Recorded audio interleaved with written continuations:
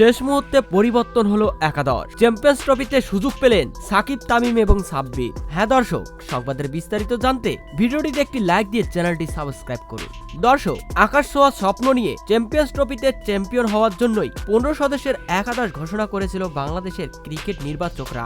দুর্ভাগ্যবশত এই একাদশ থেকে সাকিব আল হাসানের নাম থাকলেও তিনি বাদ পড়েন শেষ মুহূর্তে। খেলার কথা থাকলেও তামিম ইকবালও বাদ পড়েন। অন্যদিকে বিসিবি সরাসরি ঘোষণা দেন সাব্বিরও ক্রিকেটে ফিরবে, কিন্তু তিনিও চ্যাম্পিয়ন্স ট্রফির একাদশে বাদ পড়েন, যদিও বিপিএলে দুর্দান্তভাবে কামব্যাক করেছিল সাব্বির। অন্যদিকে চ্যাম্পিয়ন্স ট্রফিতে অন্যান্য দেশগুলো শক্তিশালীভাবে একাদশ গঠন করেছে, আর এই একাদশের তুলনায় বাংলাদেশের ঘোষিত একাদশ কিছুই না।